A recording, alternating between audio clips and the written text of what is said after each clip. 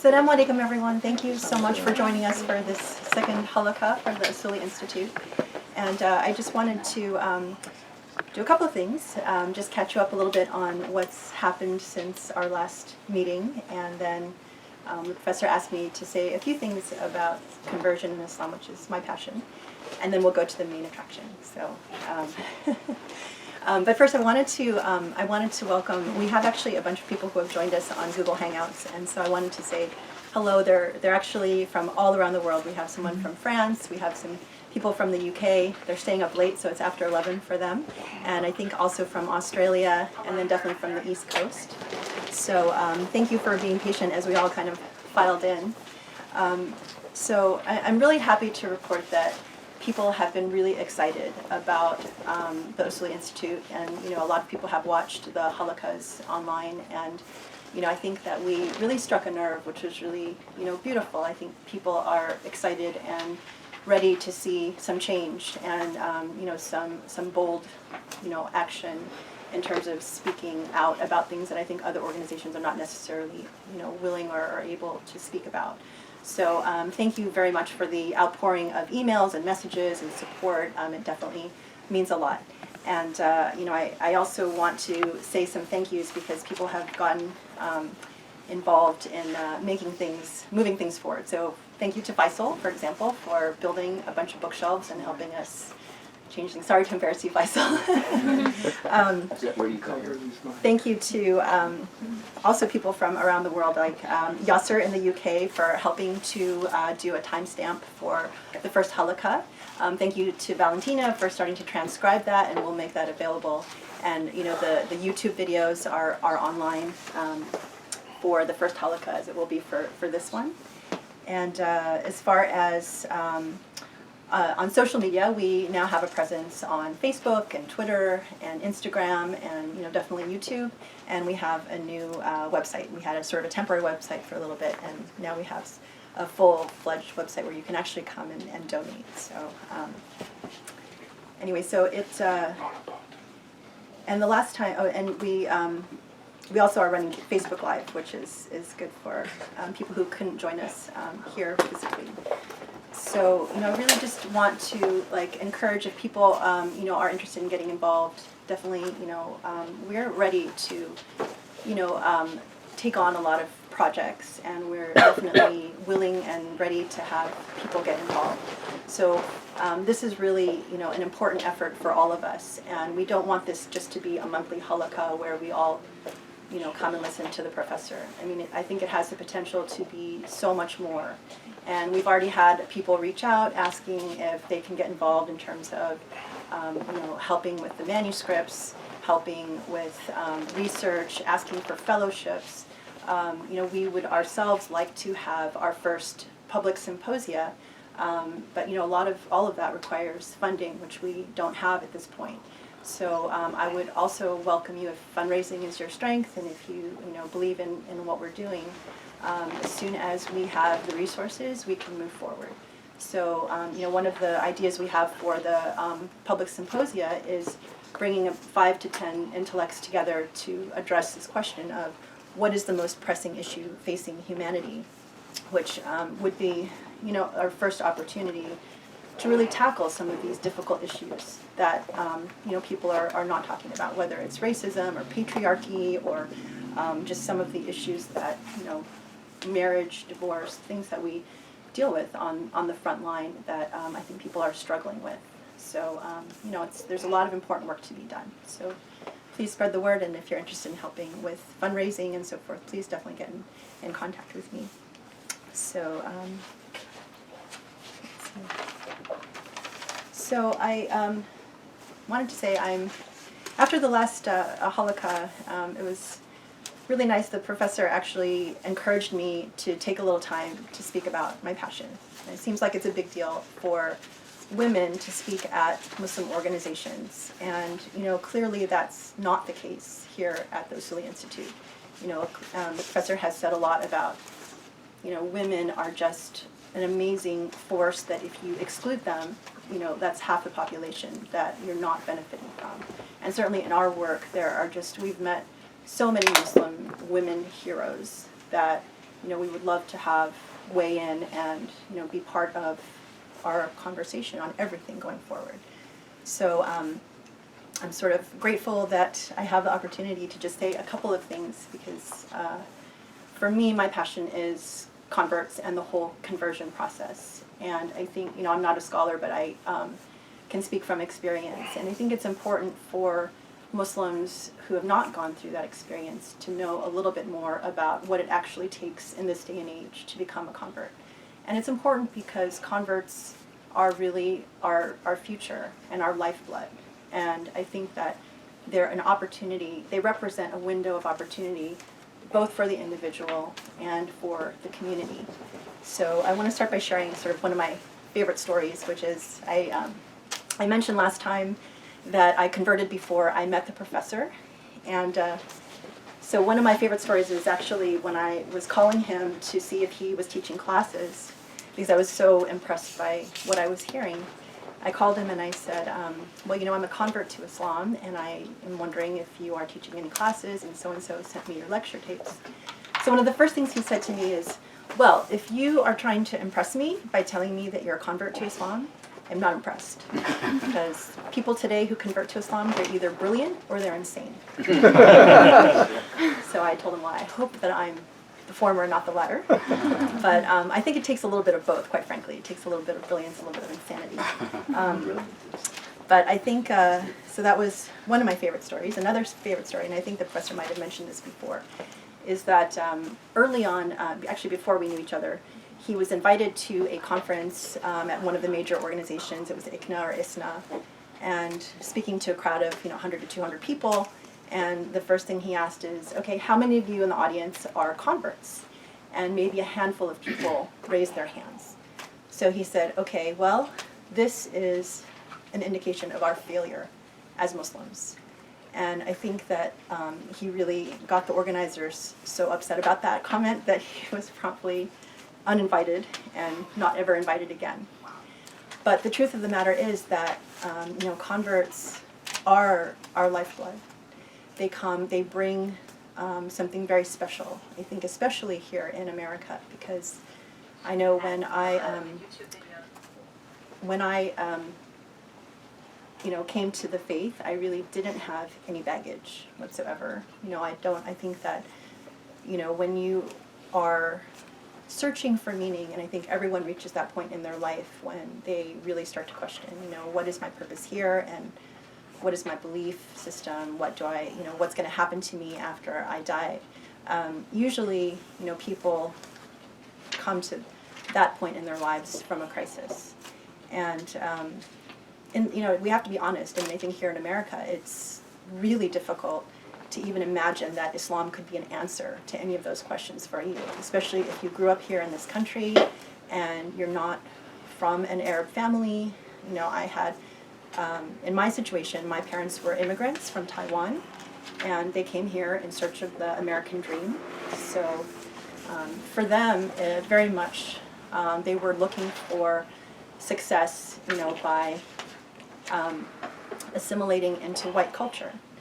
And their success was really measured by material terms and financial rewards, and having a nice place to live, giving your kids the right education, and all of that. And so that was how I was raised, very much according to American values. I grew up in Palo Alto, California, a very nice suburb of San Francisco, and went to Berkeley as an undergrad. And because I was raised sort of with this idea that the white race was sort of superior, I was sort of disconnected also from my own cultural tradition. So everything kind of came to a head for me when I went to business school at Cornell, because now I was surrounded by a lot of really smart people that were really interested in how to get the best job, how to make the most money, and you really start questioning, is this really the point of life? Do we really just want to make as much money as we can, and then that's it? Whoever dies with the most toys wins. And for me, I think having lived and being raised with a lot of these sort of material American values, that was really not enough for me.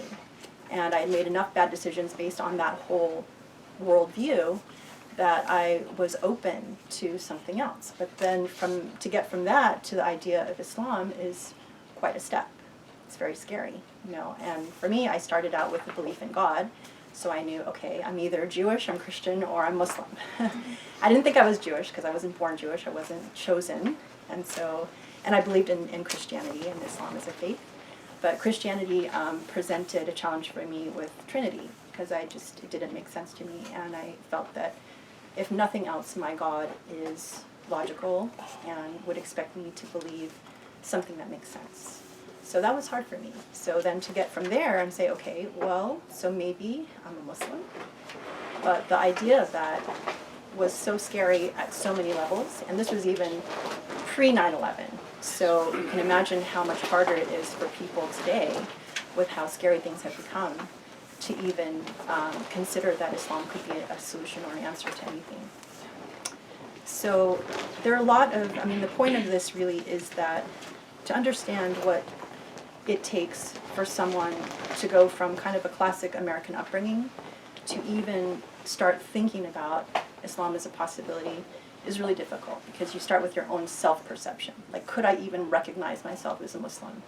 And for me, quite frankly, the answer was no. And it took about 2.5 years to even arrive at the idea that I could think about converting. And if you think about, it's like climbing a mountain. You know, you take some steps and you learn a little bit more, and you start to undo the perceptions that you have built up over time from the media or from your family or whatever. So, that's a hurdle. Like I sort of see this, the conversion process happening in stages. So the first part is kind of your own coming to terms yourself with that possibility. But then once you kind of learn enough, and it really is from knowledge that empowers you to keep moving, and this message that kind of speaks to your heart that you start not being able to really ignore, you kind of reach a phase where you start thinking, well, maybe it is a possibility. But then you start thinking about your family, and you start thinking about your friends, and you start thinking about all the things that are comfortable to you that you might have to give up because you really don't know, and you have to ask yourself, am I willing to give up all of these things to become Muslim? And that's a process. And you can't really talk to any about it because people really don't understand what you're going through. Then, to even get to the point where it's like, okay, I'll make the decision and convert, that's a serious climb. So, it's hopefully, in the future we can talk about other stages. Because I really do see there's sort of 4 steps involved in this whole, conversion. The first thing is sort of your being open to the idea of Islam is sort of number 1. Then number 2 is actually converting. And then number 3, confronting the reality of, okay, what have I done, and who's my community, and what have I sacrificed? Because a lot of people sacrifice a lot, for me, I actually, after converting, I was cut off from my family for 8 years. And it was because they were not willing to accept my decision, and I was not willing to let it go. So we were at an impasse. For them, coming at the idea that, holy cow, we sacrificed so much to come to America. We wanted to give you all of these opportunities. And what have you done? You've gone backwards. You've joined a cult. You want to be oppressed as a woman. And so that's really hard because you have to either defend yourself or explain it. They're not going to understand. Or you just have to find a way to be strong with that. And so there's a lot of sacrifice that goes into reaching that point. And I think that that's what I really want to convey to Muslims, people who were born with this faith. Because oftentimes when you come and you say, I'm a convert, the first thing you get is, mashallah, wonderful, this is such a gift, you're special. And then the next thing you get is sort of silence, because I think people feel uncomfortable or they don't know. And then the third thing is people assume you don't know anything. And they haven't thought, listen, I have had to overcome my own perceptions, my family's perceptions. All of this had to be from knowledge, prayer, reflection, and decision making. That this is so important to me that I'm willing to sacrifice what my friends, my parents, my extended family think. And if you ask yourself as someone who's born into Islam, are you willing to make those sacrifices for this faith? You know, I think that helps to give you a little bit of sense of what it takes for people, for converts to arrive here. And I think that it's important to recognize that oftentimes maybe converts know more in terms of knowledge than born Muslims. But the thing that they don't have, I mean, like when I came into, you know, when I converted, I sort of naturally assumed that all Muslims knew everything and that they were all faithful. Because for me, it was like, oh my God, this is what I've been searching for my entire life. And I didn't even know, like I went to school with a woman who wore hijab, and I used to run away from her, stay away from her like the plague, because I thought, oh my God, that's crazy. Who would do that? And then when I converted and I saw her at my 10-year high school reunion, I was like, holy cow, you knew the secret that I was searching for my entire life. But it was, you know, it was not what I was really shocked once I actually started to meet other Muslims. And, you know, I think people don't really appreciate the process of what you go through, and then assume that you know less than you know. But for people, you know, I think the other part of it is that I just want to convey, and I'm sorry to take so much time, but the thing that is really important that converts bring, especially here in America, is if you come at it from theology and you're coming without, you know, your baggage, you have a certain purity. I mean, you've fallen in love with the faith because you love the message. You love whether it's the message of equality, justice, what happens to you, you know, after you die. You know, there's a logic and there's a beauty to it. And that, I think, is something that Muslims, born Muslims, really need to tap into, because it's, you know, it's kind of like when you're a baby and how we say that, you know, you're the closest to God at that point because you haven't been affected by the different experiences that you have as you get older. I think that applies for converts as well. And that's an opportunity, a window of opportunity for the community to embrace someone with that. And, you know, if you think about the qualities that it takes for someone to convert, you know, being able to see truth despite adversity, and questioning and doing the hard work to learn enough to overcome your own reservations, being able to stand up to your family and sacrifice for what you believe in, and being passionate. I mean, it's like being one of the first Muslims. You know, these are the people that we want in our faith to be the new blood for us moving forward. So anything that I think, you know, born Muslims can do to understand that experience is helpful in, you know, increasing empathy. And then the other part is, you know, not to say that born Muslims, you know, obviously there are a lot harder challenges, I think, when you're born, because you have to sort of separate out culture from faith and kind of, you know, figure out your way with the baggage. You know, you have to kind of release the baggage. But the thing that's really beautiful that I experienced as a convert was that sense of being part of a collective. Because in America, you are very much raised as looking out for number one. And I think that you know, there's a balance and a, you know, like a coming together that can be very beautiful. And I think part of the Usuli Institute is helping converts find their way and establishing, you know, establishing what is necessary to be strong in this environment, being, you know, bringing the beauty of the Islamic message to the native values of America. And then on the other side of it, helping born Muslims rediscover that beauty and letting go of some of the baggage that I think was not intended to come with the message. So anyway, food for thought, and thank you for allowing me the time. And now the main attraction. Yeah,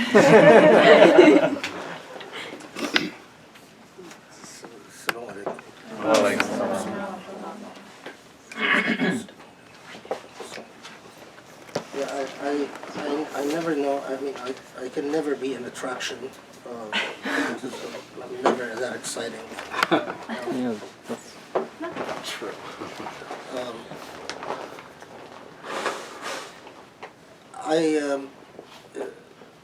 In this second halaqa, I want to pick up from several things that Grace said. I do not want the Usuli Institute to simply be a monthly halaqa, and that is it.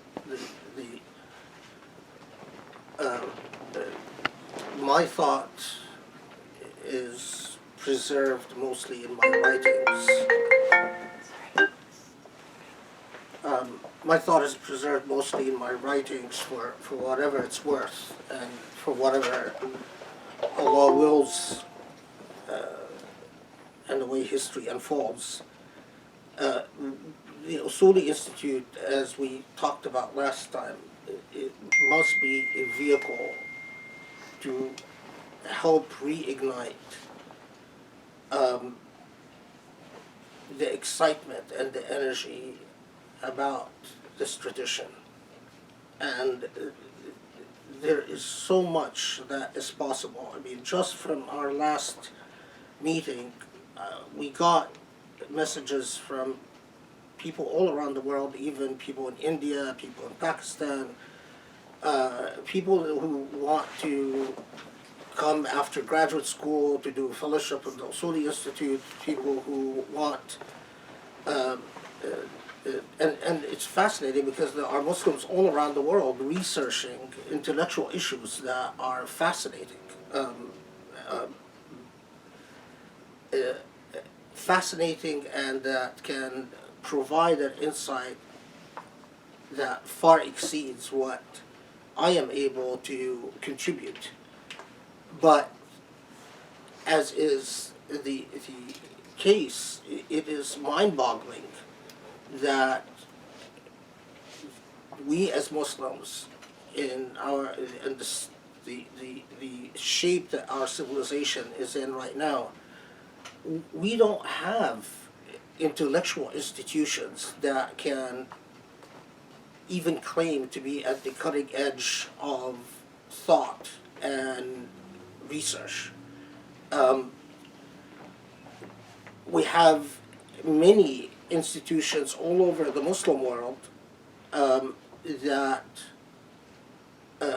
are weighed down by bureaucracy, ritualism, statism, and despotism, that simply regurgitate information over and over and over, that basically tell you what you already know and what you already want to know. And we have, as Muslims, gotten into something that the Quran has warned us about repeatedly, and something that the very Abrahamic faith, the Abrahamic message, is antithetical to and is supposed to challenge at the roots.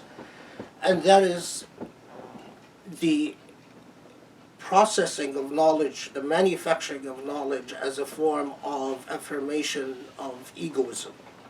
Not knowledge in order to develop us, not knowledge in order to bring us closer to our Maker, but knowledge that affirms basically us as an idealized deity. And what I mean by that is that you could worship God in a journey of discovery of what God will unveil to you in your journey.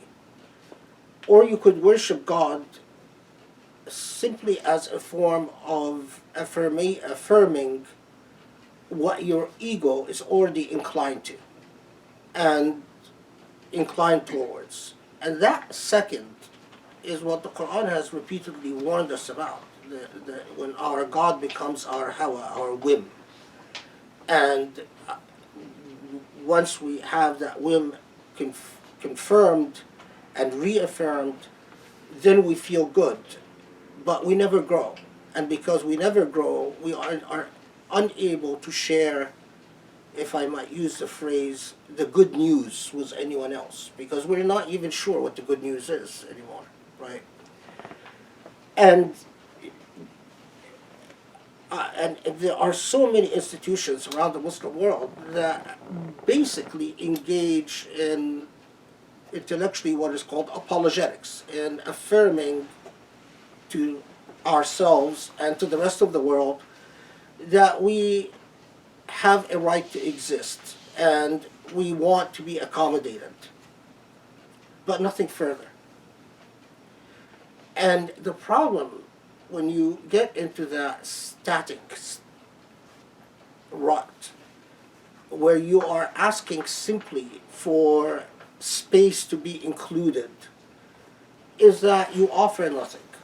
You do not grow, you do not develop, you cannot lead the world intellectually, but you always follow. So even your categories, your intellectual paradigms, are always handed to you, and then you use them from there. So I mean, think of our state as Muslims. All our discourses in practically in the second half of the 20th century, whether we talk about fundamentalism, or we talk about jihadi Islam, or we talk about militant Islam, or we talk about political Islam, all of these categories were invented by non-Muslim intellectuals and then handed to us, and we picked up the discourse from there, not even challenging it, but simply trying to accommodate ourselves to these categories. That's disastrous. That is truly disastrous. If you think of the intellectuals that have defined our epistemological categories in the world, defined our notion of social reality, because all reality that we live in is socially constructed. If you just reflect for a second about the extent to which society defines categories and paradigms of knowledge, and that's fine. I mean, that's how human society works. It's through the social construction of reality is an essential process. But if as is the case, all the intellectual, all the epistemological, the knowledge paradigms from which we live has been through the 20th century until now, either by decisively secular intellectuals that challenge the category, challenge the need for human beings to have a God, or if not by secular intellectuals, by Christian intellectuals and Jewish intellectuals, everything from someone like Niebuhr to Levinas to to Houston. I mean, there are so many names that have articulated the world in which we live, that have defined what we need to be apologetic about. Muslims are not at the forefront of any of the thought processes. Name a serious Muslim philosopher that has engaged worldwide epistemology in the 20th century. You won't find any. Not a single one. You know, you can write in every encyclopedia or collection on philosophers. By the way, the Muslim philosophers that are always included in the encyclopedia are always from the medieval age. The last was Ibn Rushd, or Ibn Sina, or Farabi. But beyond that, all those included are either atheist, secular, or Christian and Jewish. Now, if you're more hip, you even include some Buddhist thinkers, a few Hindu, like Gandhi, for instance, who some consider to be a philosopher, some don't. I mean, that's, but Muslim, none. Now, again, this is because we I don't blame a conspiracy for it, and I don't blame the other for it. I blame us. I blame us because we don't invest in thought. We don't invest in taking thought seriously. We have become so focused on the fallacy of activism. But activism is like energy. Unless it's guided, unless it's has a purpose, unless it is able to think through a purpose, it becomes energy for the sake of energy. You work and work, but you're not sure what you're working for. And most of the time, then you're just responding to the latest hot issue as it is dealt to you by others. Others consider this issue to be the most important, and so you react to it. Homosexuality is in, so you react to this. Child sex, sex with children is now becomes an issue. You react to that, and so on and so forth. Domestic violence becomes an issue. You react to that. You are not paving the way in any sense, but you are simply in constant reactive mode because you are not offering and not challenging the world intellectually.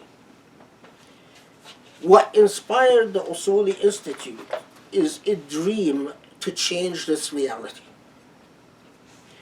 And I believe that we don't lack Muslim thinkers. They exist. But we lack institutions that support Muslim thinkers. There are various Muslim intellectuals that pop up, exist in their own private space, and then die off, leaving a body of writing that, because Muslims don't read, we are, by the way, the worst consumer of books in the world compared to Jews and Christians. Our statistics are horrible. Horrible. We are the worst consumer of books. We are book buying power compared to other groups, even groups that don't have a strong intellectual tradition. In other words, they haven't produced a massive writing like Muslims have in pre-colonial age, like Buddhists, for instance. Today, Buddhists consume books more than Muslims do.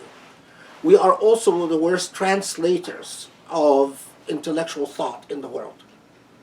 The translation movement, which is an irony, because when you think in the beginning of Islam, we were the biggest translators of Greek thought and Roman thought in the world, and Jewish thought. Now, a sidebar, we ask that you write us what you think are the most pressing issues. We got one. What was the question again that we posed? So the three questions were what do you think is the most pressing issue facing humanity? 2 is I wish the Usuli Institute would tackle or offer or address, and then blank. And the third was if I could design my own ideal role for helping, what would it be? Now, we got one person responded. We got a number of messages basically talking about how horrible Muslim men are as marriage prospects. Yeah. We'll talk a little bit about this. Complaining about the Muslim men as husbands. I was surprised by how many of these came in.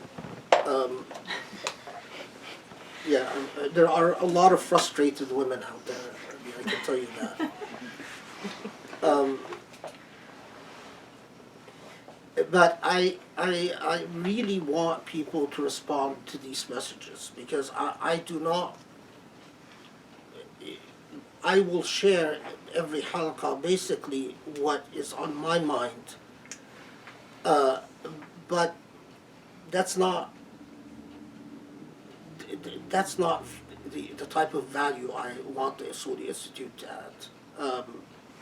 My musings are not that cool. What would be much more cool is to be able to become a vehicle for supporting and creating an institutional foundation for the most daring and the most developed intellects around the world. And in this context, I mean, the number of people who asked that the Usuli Institute would have fellowships so that researchers from all around the world can basically find a forum for presenting their research. And people are researching very interesting issues. Of course, at this stage, we can't offer anything. We have no, we have a dream of fellowships, but we, other than writing people individually and saying, this is a wonderful research, here are some venues to explore. In other words, other than giving them my own personal reaction, which I do a lot of. I spent an enormous amount of time just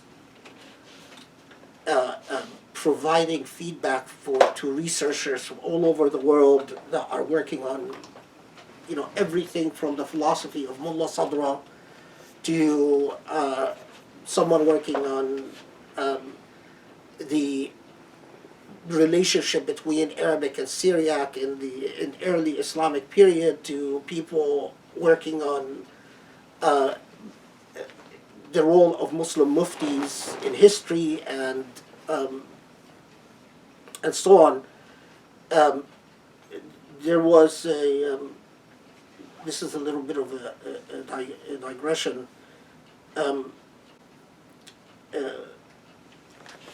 There is a fascinating reference to, I'll find her name in a second. Yeah, there was someone noticed, there was a woman faqiha called Amatul Wahid. She died 277 Hijrah. It's fascinating because according to historical references, her son was a judge, but she herself was a jurist. And according to several sources, Amatul Wahid was supposed to faqat al-Shafi'i fil fiqh. She was supposed to have been more knowledgeable in fiqh, in Islamic law, than Shafi'i. Now, those of you who know something about Islamic legal history, Shafi'i is considered practically the founder of Usul al-Fiqh. And for there to be historical reference about a historical figure, Amatul Wahid, that she was more knowledgeable in fiqh than Shafi'i himself, these are the type of perils in our tradition that we fail to research. I mean, not a single Muslim has researched this. And now there is a doctoral student who wants to investigate this character in Islamic history and figure out why was she described as more knowledgeable in Islamic jurisprudence than a Shafi'i. And it is a tragedy, it's a travesty, it's completely obscene that, one, in the Muslim world, there is complete lack of support to the idea, how can you research a woman that claims to be, or have been claimed to be more knowledgeable than a Shafi'i? How, that would impeach a Shafi'i, and that's unacceptable. But second, the Muslim world is plagued with despotism, and despotism has eaten away at the structural integrity of the Muslim world. But the fact that we, Muslims in the privileged world, cannot lend institutional support to a researcher like that is obscene. The fact that, because if this was a researcher in the Jewish tradition or in the Christian tradition, there would be 1 million fellowships they can apply to, and a million institutions that they can approach or that can support them, so that they come to England or come to the US or come to Canada or Australia to complete their research and publish their book and leave an impact on the world. But Muslim researchers, there's nothing. There's absolutely nothing. Now, I'm saying all of this to encourage you, the Usuli Institute, the extent to which it is successful or the extent to which it perishes after my death depends on you. You define history. You, as individuals, make history. History is not made for us. History is made by you and by what individuals decide to invest their life in and to make their life about. One of the,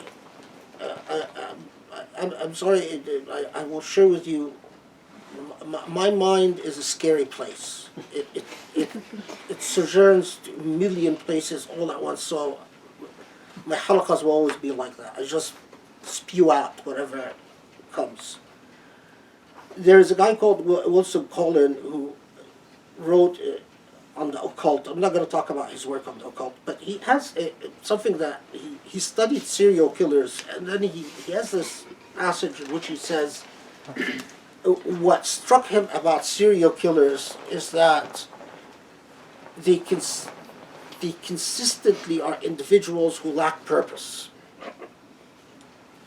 They were individuals who tended to float with whatever comes and then devolved into serial killing. Now, that struck me very much so. Because it is, when we talk about Allah, quintessentially what Allah is about is an anchor, is a purpose. And Allah could be a rather, forgive my dullness, a dull purpose, meaning a being in which you offer obedience to, and in offering this obedience, you engage like the old pagans of Rome would do, and the pagans throughout history, into a form of sacrificial surrenderings. So pagan worship was that you bring in sacrifices, you sacrifice, and the sacrifice affirms your piety, and then you go on. There was no further moral call made upon you other than the ritualistic act of sacrifice. Now, of course, in our case, Allah could be the deity in which you offer a sacrifice of time and energy through prayer, through fasting, but doesn't make a demand upon you beyond that, doesn't inspire you beyond that, in fact, doesn't excite you beyond that. If Allah doesn't excite you, there's a serious problem. If prayer is offered like a sacrifice, sort of sometimes you're fine with it, when you're worried or anxious, you're even drawn to it, but most of the time you offer it out of a sense of obligation, and you offer it while thinking about a million things as you pray, and you offer it with a keen sense of dullness. We need to re-examine your relationship to Allah. Allah, the very name, I'm not going to get into there's always amongst scholars many opinions about everything. But I'll tell you the opinion that moves me. Allah, the very word is extracted from wala. Wala is a it's a thirst, it's a covetousness, a sense of longing. Does anyone have a better translation for wala? A longing. Now, what is that longing? It's a longing for a relationship with an actual supreme being that engages you and transforms you. Not some supreme being that simply affirms your egoisms, but a supreme being that interacts with you and that remakes you constantly. That is why Allah told us that He's closer to us than our jugular vein, and that Allah is wherever you turn, there is Allah. Allah is also the Rabb. Rabb means the Father. If you do not have a relationship with Allah, with your Maker, as a being that continuously and constantly, it's like the Sufis used to say, doesn't just remake you physically through the transformations of your cells, but makes you spiritually through the constant dynamics of your relationship with Allah. As a father, this is what the Christians got wrong. It's not God has one son. God has all children, many sons and many daughters. All of us are sons of God. All of us are daughters of God, and constantly growing in that relationship. Now, why do I start with Allah? Why do I take it to this level? Why don't I stay at my scholarly hyperbole? And because this is where I truly think the genesis, the roots, the seeds have to be. We Muslims have stopped being excited about the Islamic message for quite a while. When I study the spread of Islam in places like Indonesia or Malaysia or China or Africa, and I read the dynamics of how Islam gained converts. By the way, a footnote, again, something that Grace said. Do you know that the spread of Christianity after the death of Jesus for the first 300 years was through the spread of Christianity was carried primarily by women, Roman women. The spread of Islam, similarly, in the first centuries, was primarily by women. And the spread of Islam in places like Indonesia and Malaysia was through the activism of women. Now, it's a fascinating thing. Men seem to be very good at being full of themselves about power, but it's women who actually do the preaching and the spreading. And when I look at Islam in the U.S. and in the West, usually the best activists, the best movers and shakers are women. And when we lose that element, we also become a nutrient movement. A side note, but now Islam in the West, in my view, is failing. If it's not a failed momentum already, because we do not have a sense of mission which we bring to other human beings. We do not have a sense of, here is the good news that we have for you. Here is the way that Islam can elevate our lives. The way that Islam presents something that is superior to what exists. the sense of alienation and uprootedness that secular society has left behind, that capitalist society has, the sense of brutality that capitalist society has created. Well, here's how Islam can address that. If the Usuli Institute cannot nurture this type of momentum, then it's not worthwhile. Then it just becomes another Muslim activist nonsense that engages in reactive politics. You know, someone makes a statement, we react. Someone makes... Now, what I'm going to talk about, because, as I said, I got only one response to what should the Usuli Institute deal with, and I'm going to honor that response. Because someone actually took the trouble. I mean, he did. He's the guy. He's the one that wrote it. So, you know, I have to honor that sense of initiative and address it. And Adit talked about Islamophobia and the danger of Islamophobia, and I completely agree. I want to say something though about Islamophobia. Sharif showed me a disturbing show. He always shows me disturbing shows. You know, if there is a disturbing show, Sharif will tell me about it.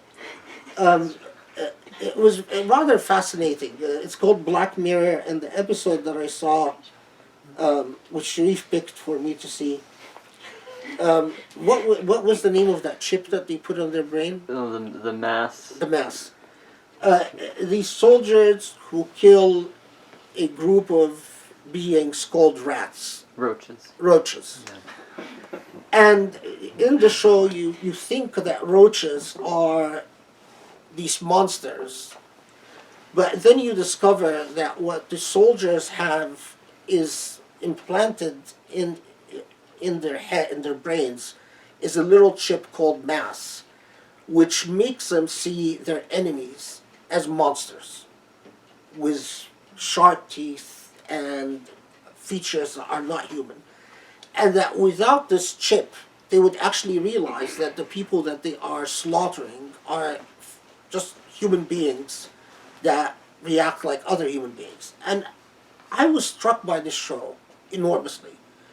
And I saw the clear parallels between this chip, the mass, implanted in the brain, and Islamophobia.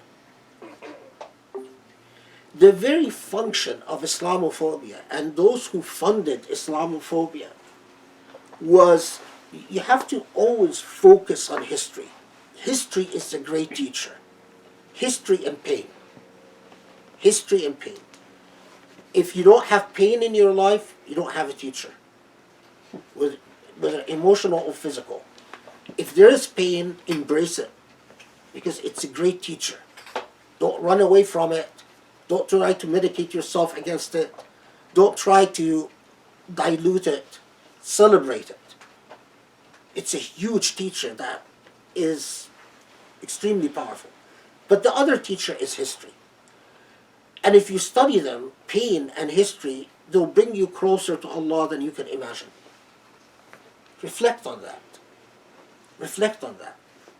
History and pain will make you know your God more than anything else, and will make you feel God in the fiber of your being. You will feel God, not as a hypothetical, not as an idea, but as an actual interaction within your body and soul. Now, so what about history? You've got to remember that Islamophobia was funded at a time when we were getting ready to invest an enormous amount of resources in directing military activity against Muslim countries. Evidence of that, we've slaughtered about 2 million people in Afghanistan and Iraq. We don't even know how many we've slaughtered in other Muslim countries. Add Somalia, add Yemen, add Chechnya, at all the places in which we send special forces or military contractors to do dirty business. This would have been impossible to do, to kill 2 million people and not even have a hint of an outrage on part of the public, on part of our academia, or on part of our media. No one cares. No one cares. Now, the only way we could do that is like that show, Black Mirror, by the mass implanted in our brain that makes us see those we kill as dehumanized beings. That's what Islamophobia does. That's why it's so well funded. And that's why Islamophobes have contracts with the military, with law enforcement, and it is a systematic slaughter of a people that have to be demonized as a constant source of danger. When we talked about, at one point, the possibility of nuking Iran, there wasn't even anyone batting an eyelid. When we talked about the possibility of nuking North Korea, there was actually a reaction from the intellectual elite. Are you crazy? We're going to nuke a whole country? That was very different when at one time we talked about the possibility of using nuclear weapons in Iraq or Iran. Now, we Muslims in the West, there are those who lose their head and think that the response is, well, if they make Muslims suffer, we make them suffer by engaging in some terrorist attack. Not only are you engaging in something criminal, but you undermine the very logic of Islam by engaging in a meaningless act of vengeance. Vengeance doesn't do anything. Violence for the sake of violence is not what Islam is about. Islam, if there's anything that distinguishes the Islamic message, it's mercy and justice. And vengeance is not justice. Vengeance is just exactly that, vengeance. But what about the rest of us, the vast majority of us, who are sane Muslims not attracted to the shedding of blood for the sake of shedding of blood? What are we doing about the mass industry of demonization that allows the systematic slaughtering of Muslims day after day without anyone in the world caring? This puts a direct moral and ethical responsibility on us. And I'm not talking about a moral responsibility to go lobby Congress. Because if Congress believes that those who are being killed are half demonic, lobbying them won't do anything. You've already dehumanized the enemy. And by the way, we have a history of doing that. We did this with the Germans, we did this with the Japanese, we did this with the Koreans, we did this with the Vietnamese. The dehumanization of an enemy to a systematic level, to the point that we do not hold ourselves responsible for atrocities committed by ourselves. And we continue to talk about human rights at the same moment that we violate human rights. And we don't see a paradox in this because we see it as all systematic and consistent. We're killing bad guys. We're killing, effectively, demonic beings. The response must be in the same fashion as you have people like Robert Spencer and Daniel Pipes making a very good living, doing nothing but spewing out propaganda. How many Muslim Robert Spencer or Daniel Pipes do we have? i.e., how many Muslim intellectuals who are doing nothing but dealing with Islamophobia day in and day out, intellectually? who return the gaze, who say, well, if you're going to talk about jihad, let's talk about what the Bible says about war. I want honesty in discourse, but let's be honest about all religious texts. If you're going to talk about the issue of women, well, let's talk about, again, return the gaze, as Edward Said would put it. Because knowledge that in which you are placed under a microscope is skewed from the get-go. We don't have any. We don't have any because every Muslim intellectual who have thought of doing that did not find support or funding. I go back to the issue of the Usuli Institute. We want to create initiatives for housing fellows, for symposia, for supporting people who do nothing but deal with the intellectual issues that confront our world today. But most important of all, those who have a sense of enthusiasm about what Islam brings to humanity. Not a sense of, please make space for us in your pluralistic world, but a sense of, we have something to offer the world that humanity needs. Now, I could go on in a different halaqa about what I believe Islam has to offer the world. And we could talk about this because, you get me started on this, we're talking about hours and hours and hours. But, it starts, and this is a very good seed to start things.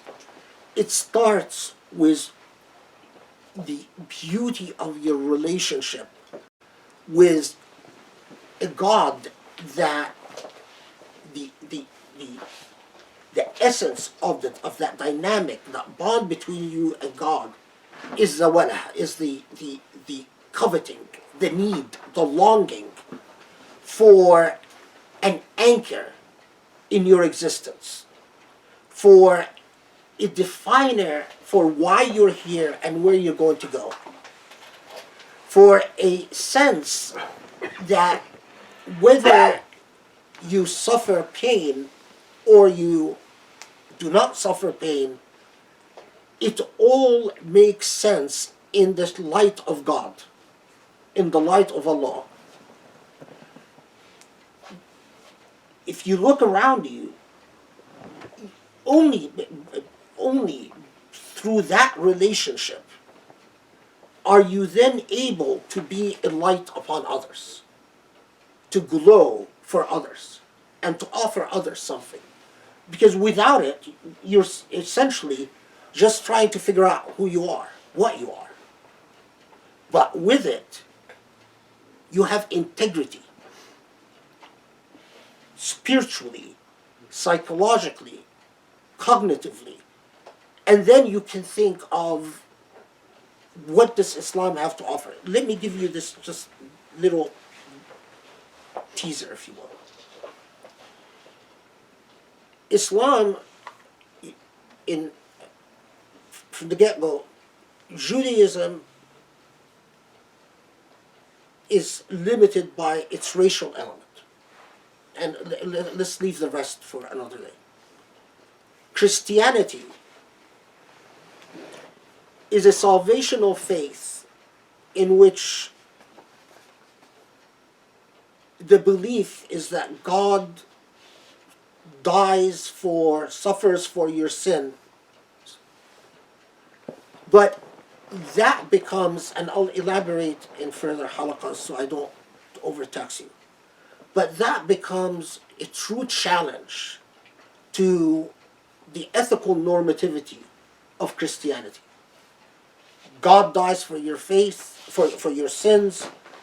God suffers. Well, philosophically, and again we could talk about this later, it becomes quite a challenge for Christianity to offer an ethical paradigm beyond that sacrificial, salvational paradigm. Islam is the only faith that can make sense of the message of all the prophets from Ibrahim to Muhammad in a normative ethical trajectory. The only thing that stands as an obstacle before Islam is the ritualism of Muslims.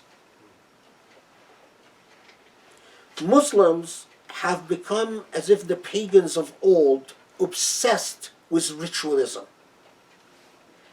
And they take this ritualism as an affirmation of worth and authenticity, without which, if you don't perform the right affectations of ritual, you're discredited and you're not even considered. Well, that makes us lose. You either focus on rituals or you focus on ethical paradigms. The ethical paradigms of Islam, justice, compassion, mercy, beauty, are superhuman.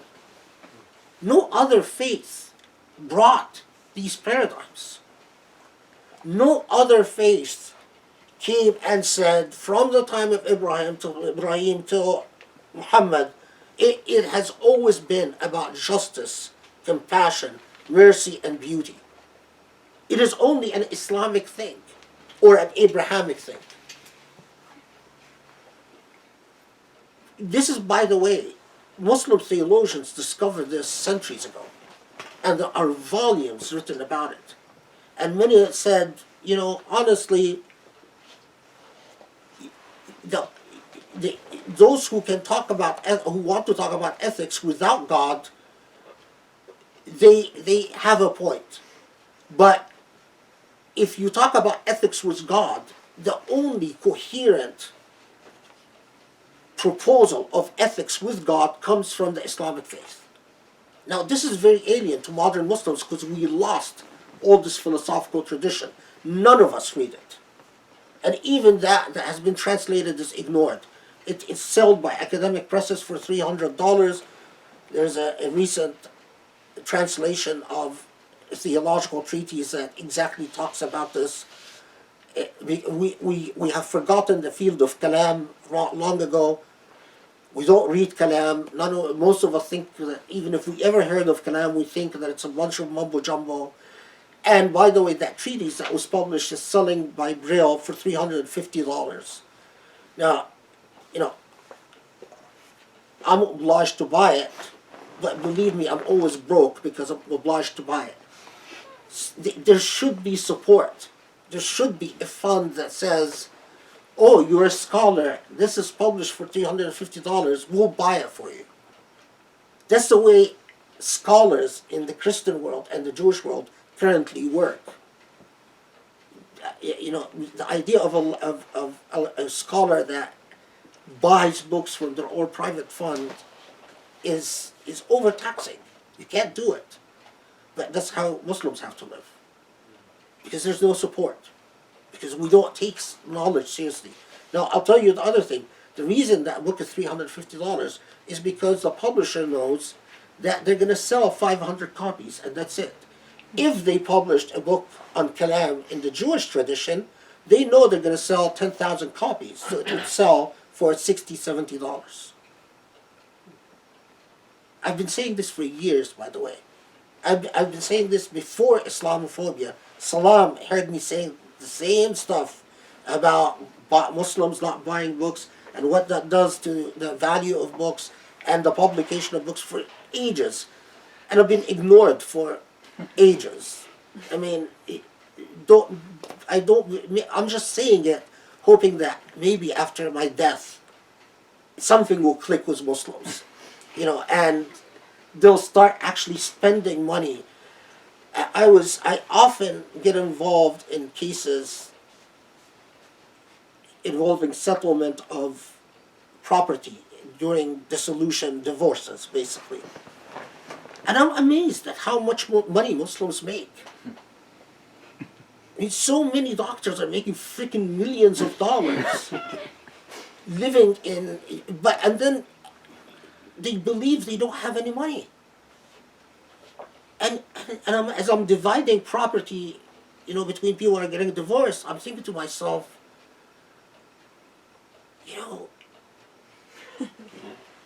I can't even imagine making $1 million. If I made $1 million, this library would be 4 times the size. We would be 4 times poorer. Because you always overspend, because you think, oh, I'm getting money in, let me spend it before I get it, and then it doesn't come. And, Okay. It's another topic. Yeah, it's another topic. Yeah, no, my heart is sort of like, my heart is becoming, my heart rhythm is becoming irregular because thinking of all the books that I have to answer. Very sad.